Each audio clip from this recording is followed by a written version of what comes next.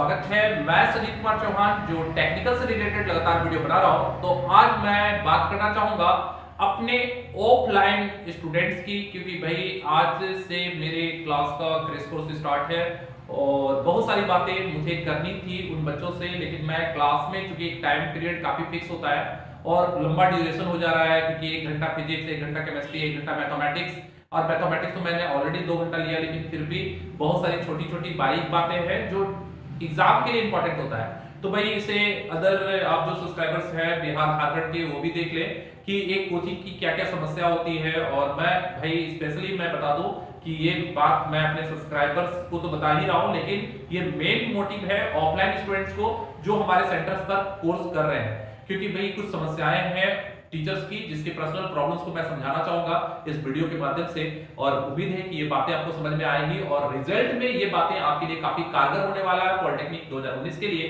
तो छोटी छोटी बातें हैं जो मैं बता दूं। सबसे पहली बात आपको ये जानना होगा कि टीचर्स अपने क्लासरूम में क्या नहीं पढ़ाते हैं, क्योंकि अभी तक तो आपने ये जाना कि टीचर्स क्या पढ़ाते हैं, बेसिक समझाते हैं, ट्रिक समझाते हैं, टेक्निक समझाते हैं, लेकिन अब आपको ये समझना होगा कि एक एवरेज बच्चा, खास करके जो बच्चे थोड़े से पढ़ने में कमजोर हैं, ये वीडियो जरूर देखें, कृपया मिस नहीं करें, क्योंकि आपके लिए ये वीडियो काफी खास होगा। आपके पॉलिटेक्निक निकालने का सारा मंत्र इस वीडियो में छुपा हुआ है। तो अगर आप थोड़े से एवरेज लेवल के हो या पढ़ने में थोड़े से कमजोर हो, आपसे क्वेश्चन नहीं बन पाता है, आप जरूर देखो इस वीडियो को, ये बहुत कुछ इंपॉर्टेंट आपकी आंख खोल देगा। तो सबसे पहला बात ये होता है कि टीचर क्लास में क्या नहीं पढ़ाते हैं और क्या स्टूडेंट को खुद करना होता है, आपको ये बात पता होना चाहिए। तो भाई ये चीज कोचिंग क्लास में कोई नहीं बताते, लेकिन मैं बताना चाहूंगा, इसलिए बताना चाहूंगा क्योंकि इससे रिजल्ट में बहुत बड़ा प्रभाव पड़ता है। तो देखो, याद करो, बच्चे को जो मेमोरी बेस्ड चीजें होती है वो टीचर क्लास में नहीं पढ़ाते हैं। एक नंबर मेमोरी बेस्ड चीजें मतलब जो बच्चों को याद रखना चाहिए। फॉर एग्जांपल, मैं आपको आकर फार्मूला पढ़ाने लगूं कि भाई sin 30 डिग्री का वैल्यू लिखो जी, sin 0 डिग्री का वैल्यू 0 होता है, 30 डिग्री का वैल्यू 1/2 होता है, इस तरह से मैं ट्रिग्नोमेट्री का सारा वैल्यू निकालूं, आप लिखवाना स्टार्ट करो और आप लिखोगे, तो क्या आप लिखोगे? बोलोगे सर ये बुक पे दिया हुआ है। या मैं बोल दूं कि फिजिक्स में सारा एसआई यूनिट लिखवाना स्टार्ट करें, देखो जी इसका एसआई यूनिट ये होता है, इसका एसआई यूनिट ये होता है, क्या आप लिखोगे? तो आप बोलोगे नहीं सर ये तो बुक में ऑलरेडी लिखा हुआ है, आप बुक पे, आप बोर्ड पे लिखा रहे हो, दैट मींस आप वही छपवा रहे हैं, आप तो देखकर उसको उतार देंगे, तो ये तो मैं भी कर सकता हूं घर में। तो भाई कॉमन सा बात है, आप कर सकते हो, निश्चित है।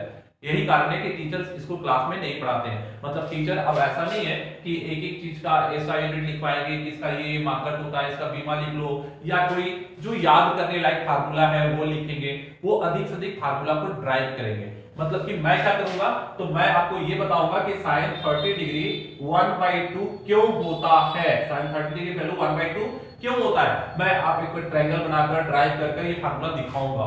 मतलब मैं फार्मूला को ड्राइव कर सकता हूं। लेकिन टीचर्स क्या करेंगे, तो टीचर ट्रिक्स पढ़ाएंगे कि भैया ट्रिक्स, वे ट्रिक्स जो मैजिकल होता है और बड़ा इजी होता है, टीचर ट्रिक पढ़ाएंगे। वो बताएंगे कि हाँ भाई देख लो, जब कोई हाइट एंड डिस्टेंस का क्वेश्चन में अगर ये 30 डिग्री है, ये 60 डिग्री है, और ये अगर मान लो 50 मीटर है, तो इसका आधा कर 25√3 लगाओगे तो हाइट निकलता है। टीचर क्या करेंगे, ट्रिक पढ़ाएंगे। जब बच्चे ये पढ़ते हैं ना तो उनको लगता है अरे ये तो बड़ा लंबा क्वेश्चन था, सर ने शॉर्ट पढ़ा दिया, सर शॉर्ट पढ़ा दिए, सर का नाम हो गया कि सर अच्छा पढ़ाते हैं।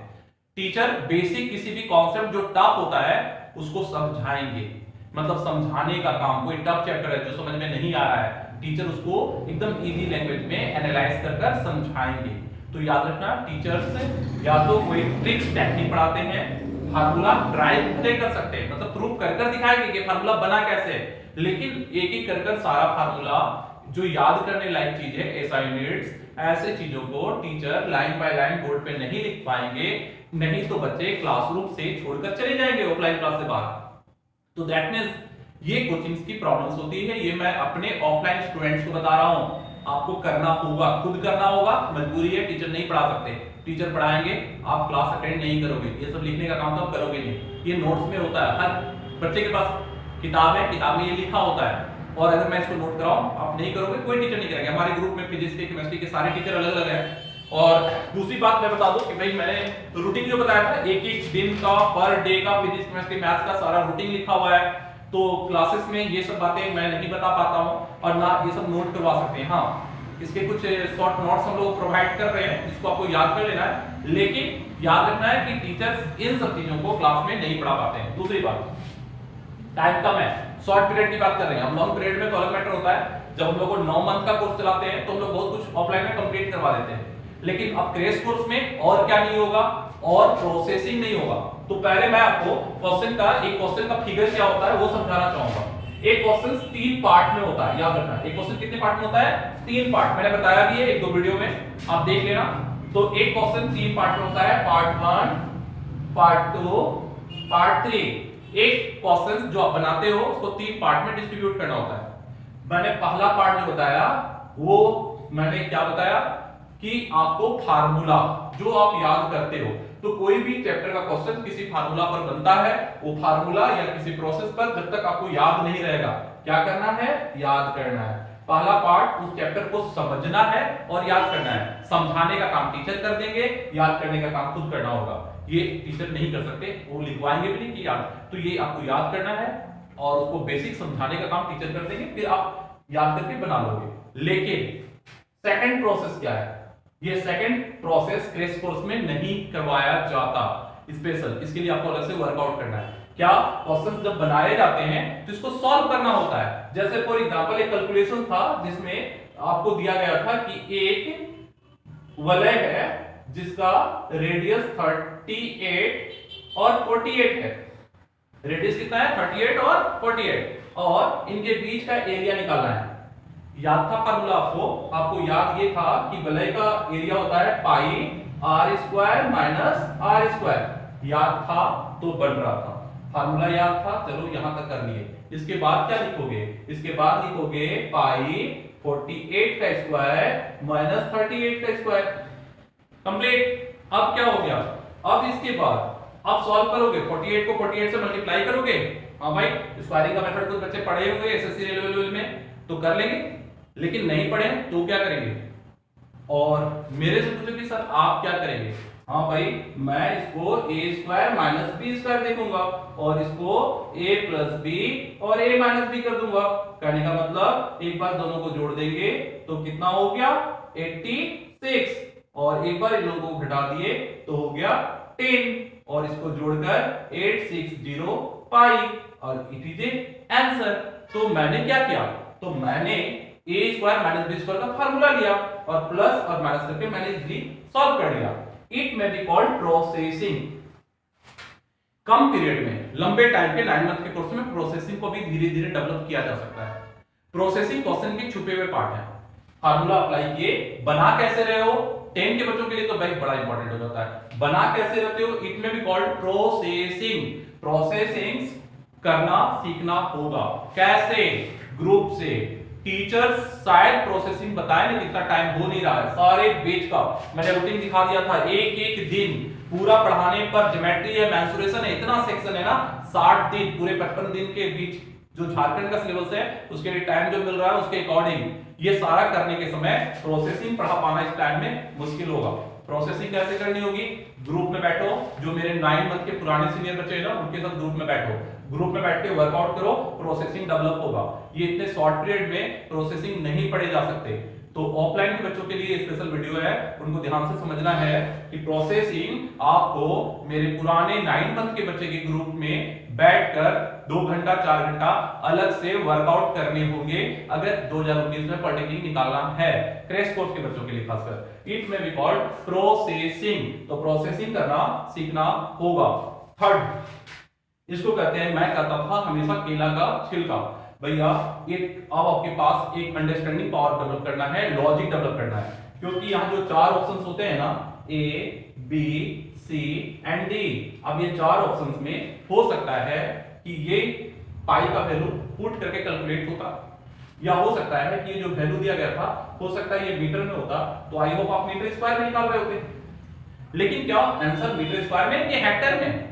अब मीटर स्क्वायर से हेक्टर में कन्वर्ट करने नहीं आता है, फिर यहाँ वाला प्रॉब्लम आ सकता है। या नहीं तो हो सकता है कि ऑप्शंस में थोड़ा डिजाइनिंग कर दिया जाए, ऑप्शंस कभी-कभी चेंज कर दिए जाते हैं और ऑप्शन चेंज करने के बाद बच्चा तो धोखा खा लेता है, क्योंकि भाई अगर इसको 860 पाई और हेक्टेयर में कर दिया जाए या किसी अदर यूनिट में चेंज कर दिया जाए या कुछ और चेंज कर दिया जाए तो आप तो 860 निकाल के मार के निकाल जाओगे। लेकिन आप अगर ऐसा यूनिट को भी ध्यान देकर रहोगे किस यूनिट में, तो स्लिप होने से बचोगे, स्लिप होने से बचोगे। यहाँ बहुत खतरनाक है तीसरा जोन। तीसरा जोन तो एक एक्सपीरियंस टीचर ही आपको काम करवा सकते थे, क्योंकि तीसरा जोन में स्लिप होता है। बहुत सारे क्वेश्चन हम लोगों को याद है जो स्लिप बेस पर होते हैं, तो स्लिप बेस के क्वेश्चन से बचना होगा, क्योंकि ये स्लिप अच्छे स्टूडेंट्स को बहुत नुकसान देता है। मैं इसके बाद एक वीडियो डालने वाला हूं, इस वीडियो के बाद जस्ट मतलब कि नेक्स्ट डे आपको मिल जाएगा कि 0.25 झारखंड में नेगेटिव का क्या मतलब होता है, कितना डेंजर होता है। इसके एक दो वीडियो मैंने डाला भी था, लेकिन मैं फिर से डालना चाहूंगा क्योंकि ये बात बच्चों के दिमाग में बैठना होगा कि थर्ड स्लिप ब्रांच कितना इंपॉर्टेंट है, क्योंकि आप स्लिप करोगे बना नहीं पाओगे। तो ये कुछ इंपॉर्टेंट बातें थी जो मुझे करनी थी। याद रखना है कि टीचर्स जो क्लास में नहीं पढ़ाते, टीचर्स जो प्रैक्टिस का एक एनवायरनमेंट होता है, आप केवल ऑफलाइन क्लासेस में पढ़ने नहीं आते, आप एक एनवायरनमेंट में आते हो जहां हर कोई डिप्लोमा के लिए काम करता है। तो देखो, सबसे पहला बात, एक ऐसा बंदा जो जिंदगी जी रहा है डिप्लोमा के लिए, उनका ब्रांच है ये सेंटर्स, और इस सेंटर में कुछ जितने पागल बच्चे होते हैं रिजल्ट देने वाले, वो एक जगह इकट्ठा है, और उन इकट्ठे बच्चों में आपको उस एनवायरनमेंट को यूज करना है। वो 9 मंथ से जो मेहनत किए हैं, जो उनका प्रोसेसिंग स्टाइल है, उसको क्रेश कोर्स के बच्चों को एब्जॉर्ब करना है, उनके साथ मिलकर एक अच्छा ह्यूमन बिहेवियर बनाकर उनके साथ प्रैक्टिस कर तब जाकर आप रिजल्ट अच्छा दे पाओगे। उम्मीद है मेरी बात समझ में आ रही होगी। तो सारे नए बच्चों को भाई बेस्ट ऑफ लक तो मैं बोलता नहीं, क्योंकि मैं आज तक बेस्ट ऑफ लक जिनको भी बोला उनका लक शायद फेवर नहीं करता, क्योंकि उन्हें मेहनत करना होगा। जब तक आप मेहनत नहीं करोगे, बेस्ट ऑफ लक बोलने से कुछ नहीं अच्छा होने वाला। आपको मेहनत करना है, पसीना बहाना है, जैसे मैं अभी बहा रहा हूं। उम्मीद है कि आपको ये सारी बातें समझ में आ गई होगी। जो प्रॉब्लम्स नहीं हो रहे हैं क्लासेस में, क्योंकि क्लासेस की एक मजबूरी होती है, क्लासेस वही पढ़ाता है जो बच्चों को अच्छा लगे, तो इसके कारण बहुत सारी अच्छी अच्छी चीजें जो पढ़ानी चाहिए लेकिन वो बच्चों को बेकार लगेगा क्लास में, वो नहीं पढ़ा पाते हैं। इंपॉर्टेंट होता है, उनको करना है। प्रैक्टिस सेट बाद में करनी है, लास्ट में प्रैक्टिस सेट भी मारना है। तो ये सारा चीज करें आप, और निश्चित है कि डिप्लोमा 2019 का निकलेगा। तो मेरे सब्सक्राइबर्स जहां भी सुन रहे हैं, जो भी कोचिंग्स में आप तैयारी कर रहे हो, इन चीजों को ध्यान रखना। टीचर की मजबूरी है, मैं भी मजबूर रहता हूं, और भी टीचर मजबूर होंगे, मैं उन्हें दोष नहीं देना चाहता। आपको ये समझते हुए अपनी तैयारी करनी होगी, रिजल्ट निकलेगा। खासकर एवरेज बच्चों के लिए बड़ा इंपॉर्टेंट है, क्योंकि वो फार्मूला याद भी नहीं करते और क्लास में पढ़ना भी नहीं चाहते। तो आई काइंडली रिक्वेस्ट, याद करो, समझो, प्रोसेसिंग पर ध्यान दो, ग्रुप में अच्छे स्टूडेंट के साथ संगति में प्रैक्टिस करो। निश्चित 2019 का रिजल्ट निकलेगा। चलिए इसी बात के साथ आज का वीडियो खत्म करते हैं। जय हिंद, जय भारत।